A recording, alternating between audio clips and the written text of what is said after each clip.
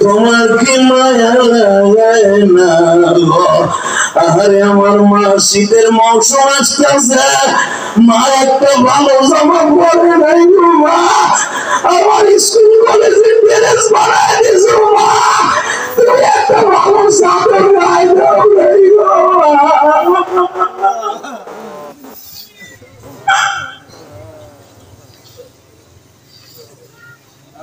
আল্লাহ। তুমি দেখো না কারা কান্দে। তোমার নবীনা ফাতেমারে বলছিল ওই হিজরাতের রাত্রে, মা তোর মতো যদি বাবারে কোন সন্তান ভালোবাসে, তোর গাড়িতে জান্নাতে যাবে, তোর গাড়িতে জান্নাতে যাবে, তোর গাড়িতে জান্নাতে যাবে, তোর গাড়িতে জান্নাতে যাবে।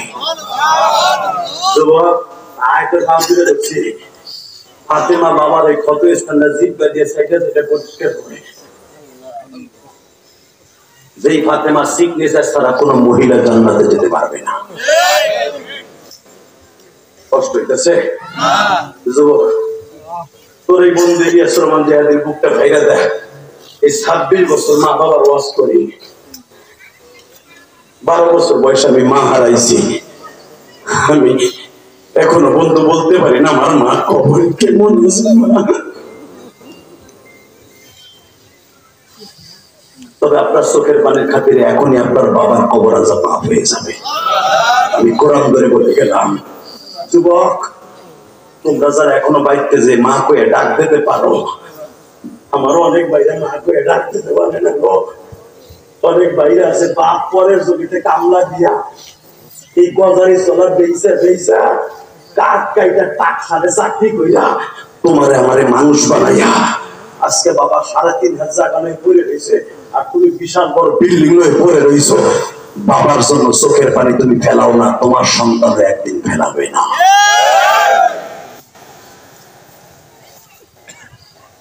তাকাই দিকে, আমার দিকে তাকাই ফেল ফেল করে শুধু কাঁদতে থাকবা। ফাতেমা বাবার মাজারে এইভাবে বসবে না। তুমি আমারে ফাঁকি দিয়ে তাইবে গেছিলে 1 মাস আগে, মায়ের খাইয়াইছো, তুমি এখন আবার মদিনায় যাবা মায়ের খাওয়ার লাগে না, আমি তোমার যাইতে দিব না। আমার নবী বলে, মা রে তুই চিন্তা করিস না মা, তোর বাপের আর কেউ মারতে পারবে না, তোর বাবার গায়ে একটা মগের টোকা কেউ মক্কায় আর দিতে পারবে না, পারবে না, পারবে না, পারবে না, পারবে না, পারবে না, পারবে না। মুসলমান আজ থেকে শুধু মাইক দিবে আর মাইক খাবে না। মুসলমান এখন শুধু মাইক দিবে, মাইক খাবে না। ইসলামের বিরুদ্ধে, কোরআনের বিরুদ্ধে, আলেম ওলামার বিরুদ্ধে, মাদ্রাসা মসজিদের বিরুদ্ধে যেই বেঈমান কথা বলবে ওই পিটায় আল্লাহ বানায় ফেলবো। কে কে রাজি আছো? আল্লাহকে দোয়া করবে।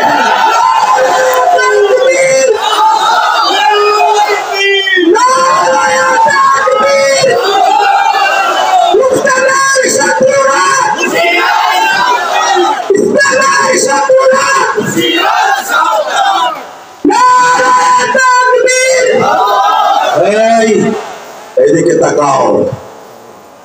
মুসলমান এক সময় মাইর খায়, বিশ্বনবী 13 বছর মাইর খাইছে, 11 বছর মাইর দিছে। কথা বলেন না কেন? আগারা মুদি তোমাকে বলবো, আমাদের মুসলমানের পরিচয় আঘাত করেছো। গত সপ্তাহ আগের সপ্তাহে তোমার দেশের এক ব্রাহ্মণ পুরোহিত আমার নবীকে চরিত্রহীন বলে গালি দিয়েছে। যার জন্য কোরআন পেয়েছি, নামাজ পেয়েছি, রোজা পেয়েছি, জান্নাতের চাবি পেয়েছি। আমার জন্ম নিয়ে কথা বললে মেনে নিব, আমার নবীকে নিয়ে কেউ কথা বললে মান সাব্বা নবিয়ান ফাকতুল ওয়া জাগায় বাইরে ফেলবো। কোন দল থাকবে না, তখন কোন দল মত থাকবে না। এই গাজীপুরের নবী নিয়ে সেই কথা বলবো আর জাগায় বাইরে ফেলবো। এখনো সময় আছে। আকারা মুদি তোমার ওই পুরোহিতকে ফাঁসির মঞ্চে ঝুলাও, তা না হলে তোমার দেশ আহমদ আর মুহাম্মাদের মতো রঙ্গিলা রসুলের মতো হয়ে যাবে।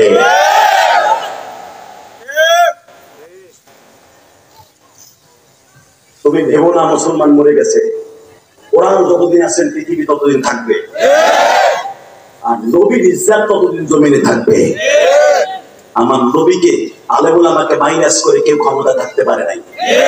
আলেমের রক্ত যেই জমিনে ঝরছে ওই জমিন থেকে ইসলামের পতাকা উত্তোলন হয়েছে। কষ্ট হইতেছে? আর মাত্র 5 মিনিট কথা বলবো।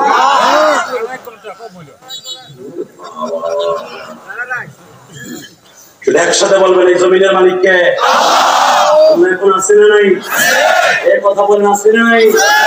আল্লাহ বুড়ো হয়ে গেছে?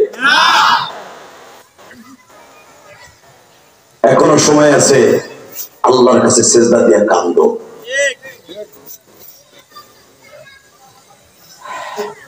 আমার নবী মদিনায় চলে গেছে হিজরত করে। মুসা পয়গম্বরকে এইভাবে বাক্স থেকে যখন ফেলে দিলেন, তাকানের দিকে, কোন দিকে ঘাড় ঘুরাবেন না। এ ভাই, তুমি যাইও না, হলো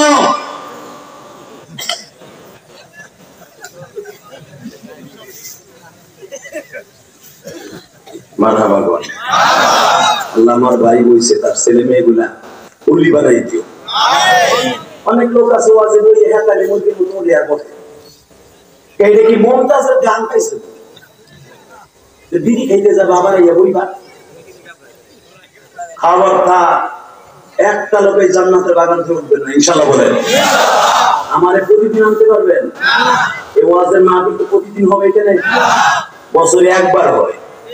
এক বছরে একবার এই মাঠে বইটা সাইবা সাইবা বইতে পারো না। তুমি কিসের সাতার দুর্গা মুসলমান?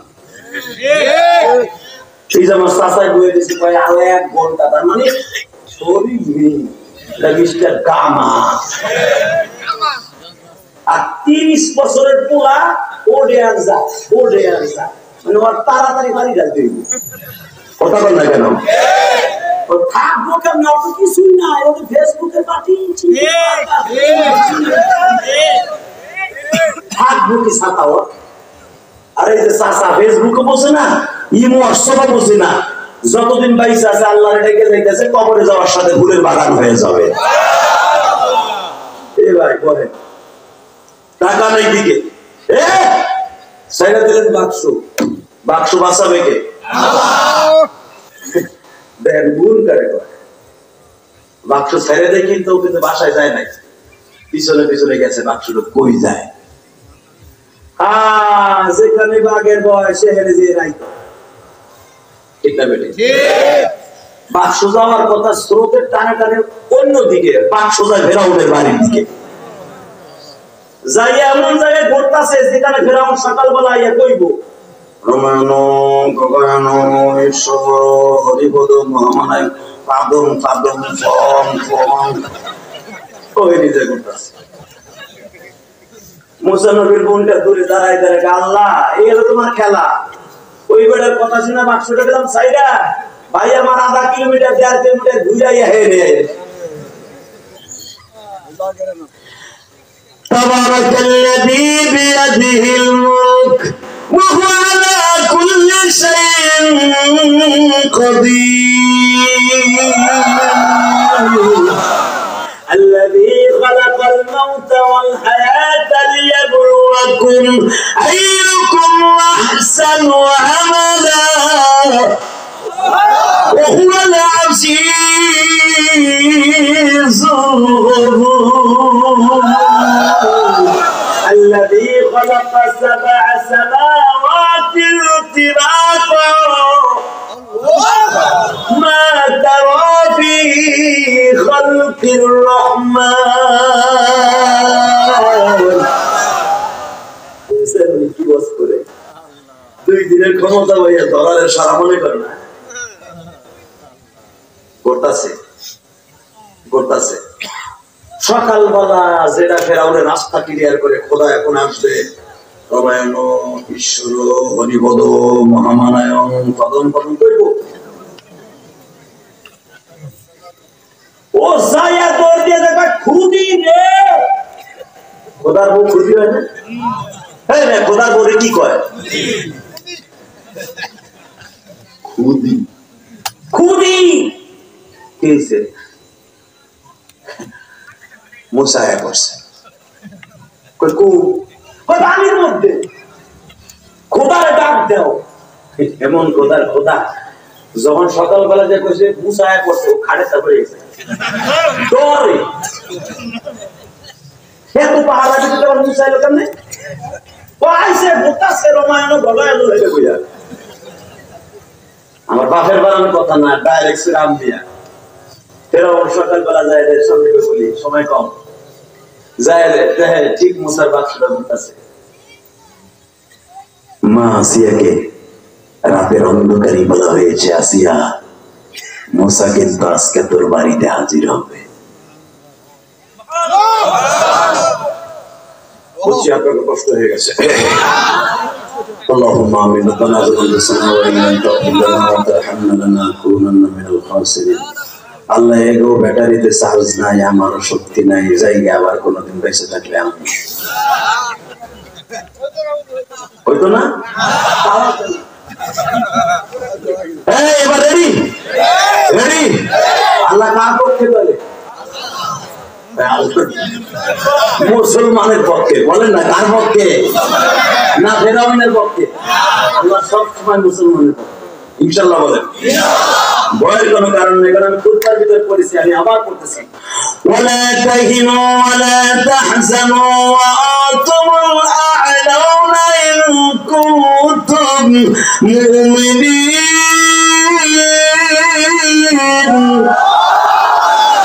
বিজয় অবশ্যই মুমিনের আসবে তবে কিছুদিন মাইর খাওয়া লাগবে এটা কে কইছে আল্লাহ বিজয় নেক্সটে কাদের আসবে মুমিনের মাইর খাওয়া লাগবে রক্ত দিতে হবে লাশ পড়তে হবে কথা ঠিক হবে ঠিক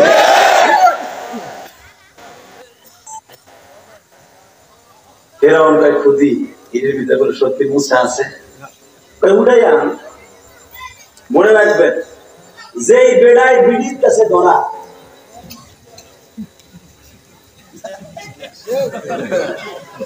সাসাই চিন্তা করে আসল জায়গায় হাত দিয়েছেন গেলি আমার ঠোর না দেয় আমার ওর তো একটা বুইতে যাই তাই কিল না শীতকালে ঘামাটা ঘুরে হতো গাড়িতে বিড়ি গুন্ধ গুড় গুন্ধ ঘুমাইতে দিয়েও খেতার দিতে দেয় আমার মুখে কেন দেয় জানেন যুবককালে বউটা আপনারা ভালোবাসছে এখন বাসে না কে জানেন আপনার জন নাই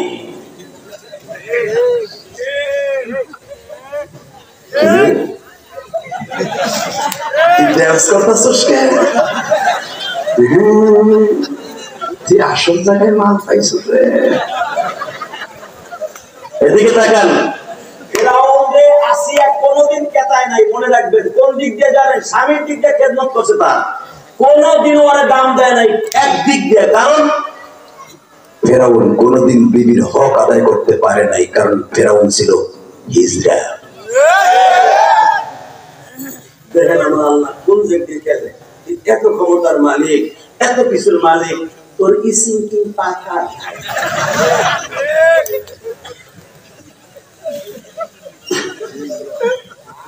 জানেন নিসাসা আল্লাহর মাইক দুনিয়ার ভাই তুই এত বড় ক্ষমতার মালিক আসল জায়গায় নাই ফেরাউনের কিন্তু ছেলে মেয়ে না কারণ আসিয়াকে মা আসিয়াকে কোনদিন নিয়ে এক জায়গায় ঘুমাইতে পারে না বাসনঘর করতে পারে ডাইরেক্ট কোরআন শরীফের কথা ওখানে হিজরা তো আমার আল্লাহ কেন আসিয়ারে দিয়ে 100 বছর ঘর করাইলো প্রশ্ন আছে না যে বেটা কিছু নাই তোর ঘর করলো কে ওরে চেয়ারম্যানের মাইয়া যদি হলে আমরা একজনের কাছে বিয়া দিছি ও তো বিশাল বড় এমপি বলা মন্ত্রী বলা কিছু টাকার বলা হালাকে বোতল খাইতে খাইতে আর কিচ্ছু নাই বাসন করে যায় দেখা ও ঘুমায় ওই মাইয়া থাকবো না 500 করে সন্ন্যতে থাকবো চেয়ারম্যান এই মিয়া থাকবো না কথা ঠিক না বেঠিক মা আসিয়া কেন ওই লইলার পোস্ট কথা বল না কেন মা আসিয়াকে আল্লাহ বাসন করে বিয়ে হওয়ার আগে আল্লাহ ইনফরমেশন দিয়েছে আসিয়া ওই বদমাইশ আমার মুসারে মারার লেগে বহুত চেষ্টা করবে মুসারে আমি কোথাও পালবো না তোর কোলে পালবো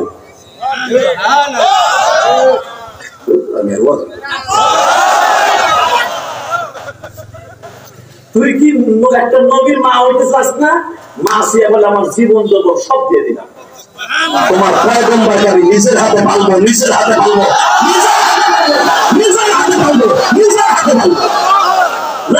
আমার স্বামীর সোহাগ, আর ওই বদমাইশের সোহাগ নিয়ে মুই বড় বড় মোষ আর গালের কাটা ভূতের গন্ধ। ও তোমার সাথে করে গাদ্দারি কথা বলে না কেন?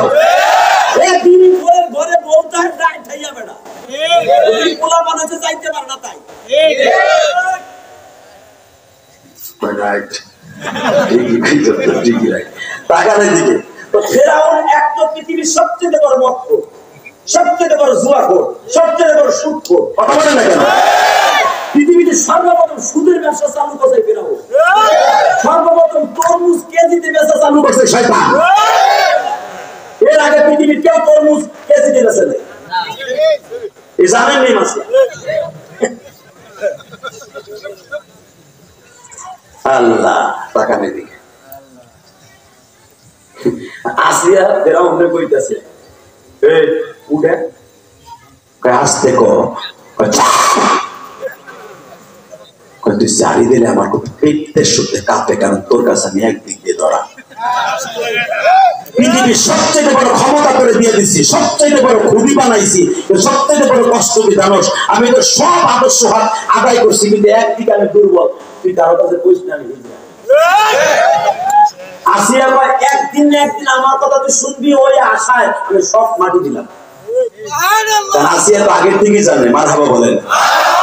আজকে আমার মুসা আসবে, তুই সদরে বরণ করবি রে আসিয়া। আসিয়া শোন, আর একটা ইনফরমেশন করে দেই, তুই এক নবীর মা হবি আর এক নবীর বউ হবি। চলেন কিয়ামতের মাঝে আমার নবীর সাথে 4 জন মেয়ের বিয়ে হবে। আজকে বুঝলাম আমার কাছ থেকে কোরআন শরীফের মধ্যে তাফসীরে আসছে 4 জন মেয়ের সাথে কিয়ামতের মাঠে 4 জন বিবির সাথে আমার নবী বিবাহ আমার আল্লাহ নিজে দিবে। তারপরে 2 নম্বরে হলো এই ফিরাউনের বিবি মা আসিয়া। আসিয়ার মা কোন কে? কারণ ইনি আমার মা, অর্থাৎ আমার নবীর বিবি হবে। মা মারিয়ামকে আমরা দেখি নাই, মা মারিয়াম কেন বলি? মা মারিয়ামের সাথে আমার নবীর বিবাহ হবে। কথা বলতে পারলেন? এই জন্য মা আসিয়াকে বললেন পৃথিবীর শ্রেষ্ঠ মহামানবের বিবি তুই হবি, ওই আশায় থাক, তোরে আমি রেখে দিলাম কোন পরপুরুষের সাথে জীবনে। হ্যাঁ, তোর দুনিয়ায় থেকে থাকতে হলে মুসার মা হওয়ার জন্য তোর বিবি হতে হবে, কিন্তু তোকে ইউজ করার জন্য আমি আল্লাহ দুনিয়ায় পাঠাই নাই, আমার নবীর জন্য তোরে রেখে দিলাম। মারিয়ামকে জীবনের কারোর সাথে বিয়ে দেই নাই, কিয়ামতের মাঠে আমি বিবাহ দিব। নমরুদের মেয়ে জামিলাকে আমি বিয়ে দিব, হাবিবে নাজারের মেয়েকে বিবাহ দিব, যারা ইসলামের জন্য জীবন দিয়েছে। একটা মেয়ের সাথে আমার নবীর বিয়ে হবে, কষ্ট হয়েছে। মা আসিয়াকে আমার কিছু লাগবে না, পৃথিবীর শ্রেষ্ঠ মানব আমার স্বামী হবে। উঠে বুঝলে উঠে আসতে কো মা আসিয়া তো জানার ভিতরে আমার ছেলে মুসা আছে। বাজারের ক্ষমতার মালিক কে?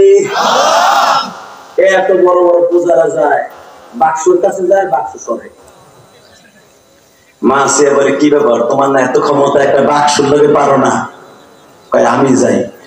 আসিয়া কয় তুমি যাইও না, তুমি গেলে বাক্স আরো দূরে যাবে, তোমার খোদাইগিরি সব শেষ। কারণ সবাই কবে একটা বাক্স খোদাই উঠাইতে পারে না, ও আবার কি এর খোদা।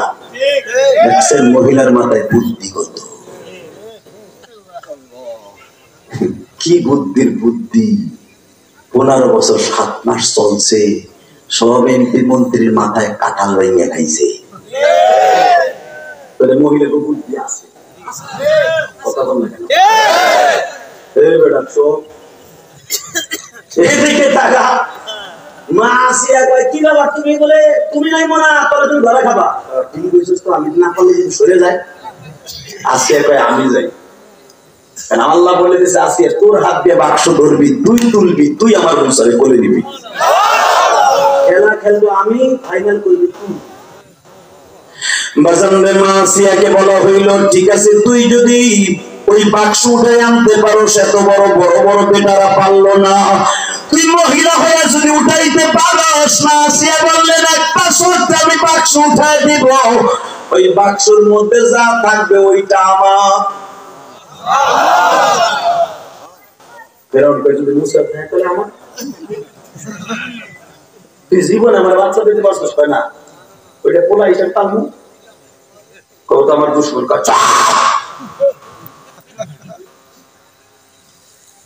মুসা নামে কোনো শব্দ নাই। তোমার দুশ্মন দ্বারা বারাকে আলেমরা তোমার গাইবি খবর দিয়েছে, ওটা মিথ্যা কথা। পানির মধ্যে কোনোদিন মুসা আসে না। অতএব বাক্স উঠে তারপরে দেওয়া যাবে তাকালে দিকে। মা আসিয়া বাক্সের কাছে গেছে, বাক্স আস্তে করে মা হাতের মধ্যে চলে আসছে। মা বাক্সটা উড়ে আস্তে করে রাখছে, স্বর্ণের বাক্স। যখন পিটায় তালা করতে পারে না, তালা খুলতে পারে না। মা আসিয়া বলে এটা আমি খুলে দেই। খোল। খুলতে পেরেছে, ঠিক আছে একটা শর্ত আমি তালা খুলে দেখবো এর মধ্যে কি আছে। কোন শর্ত? আর যা কবি তাই মানবে। 1 নম্বর শর্ত, সেটা কি জানেন? ক্ষমতায় থাকার জন্য।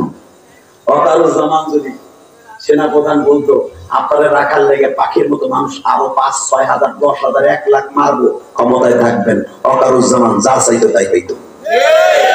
কথা বলেন না কেন?